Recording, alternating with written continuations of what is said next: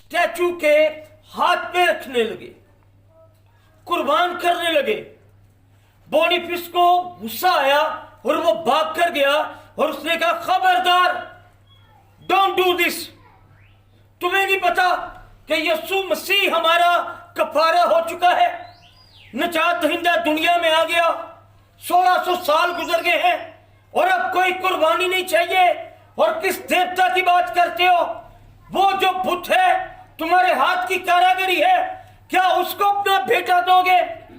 मेरा खुदावंद यीशु नासरी कुर्बानी लेने नहीं आया बल्कि कुर्बान होके गया। वो लोग थोड़े परेशान हुए तो उसने कहा कि हमें निशान दिखा। एक सरदार आया उन हबशियों का, तो उसने कहा कि हमें निशान दिखा, हम अभी यीशु को मान लेंगे। तो उसने कहा, क्या निशान देखना चाहोगे? पास ही दरख्त था, तो उसने कहा कि अगर ये अभी उग जाए, इसको काटा जाए, तो क्या मानोगे कि खुदावंद यीशु मसीह जिंदा है और वो मौजज़ात करता है? ये बात करनी थी उनकी, बोनीफेस की। ये चैलेंज दिया बोनीफेस ने। अब उसके ईमान की हद देखो। तो क्या हुआ? उन्होंने कहा कि मैं मंजूर है। तो जैसे ही उन्होंने ये किया तो ऐसा हुआ कि उसने कुल्हाड़ा पकड़ा। मेरे मोबाइल में अभी भी फोटो है, इसकी लेंथ जरा छोटी है, ये कम किया। हाँ, गिर ना जाए। ओके, हो गया। अच्छा, मेरे पास फोटो है। अब अमेरिकन वेबसाइट पर बिशप बोनीफेस की फोटो लगी थी, और अगर कुछ बच्चे कार्टून देखते हैं या हॉलीवुड मूवीज देखते हैं तो थोर का करैक्टर भी उन्हें पता होगा। ये एक कॉमिक बुक का है। तो एक तरफ बोनीफेस ने कुल्हाड़ा पकड़ा हुआ है और दूसरे तरफ थोर ने हथौड़ा पकड़ा हुआ है। ये लेटेस्ट फोटो थी, तब मुझे याद आया।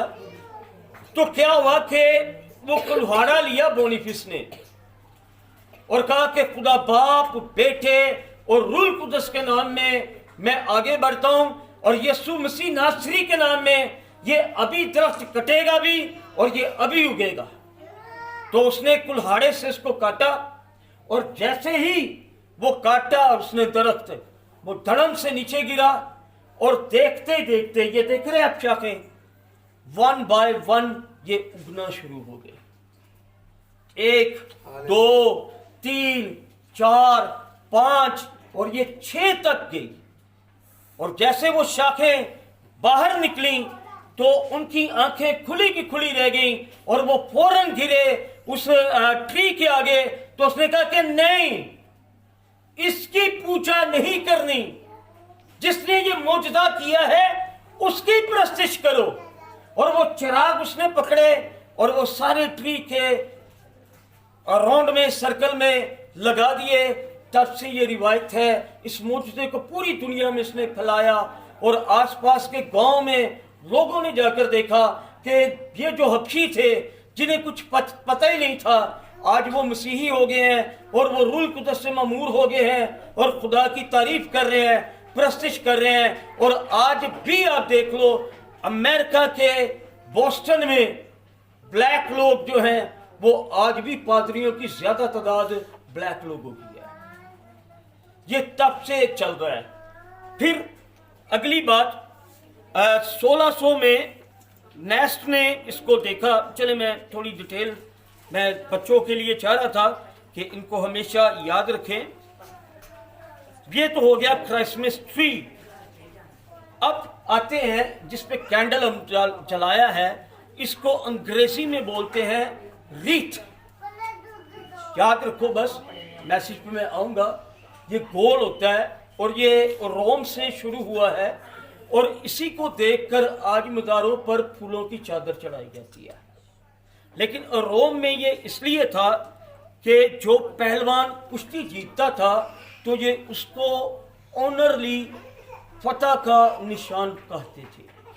तो मेरे और आपके खुदावंद यीशु मसीह ने भी फतह हासिल की, मौत पे, बीमारी पे, और आलमे रवा की कुंजियां उसने छीनी, खुद जीतकर।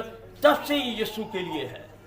फिर क्रिसमस कार्ड, ये भी मैं आपको बता दूं, 1534 में पहला क्रिसमस कार्ड दिया गया।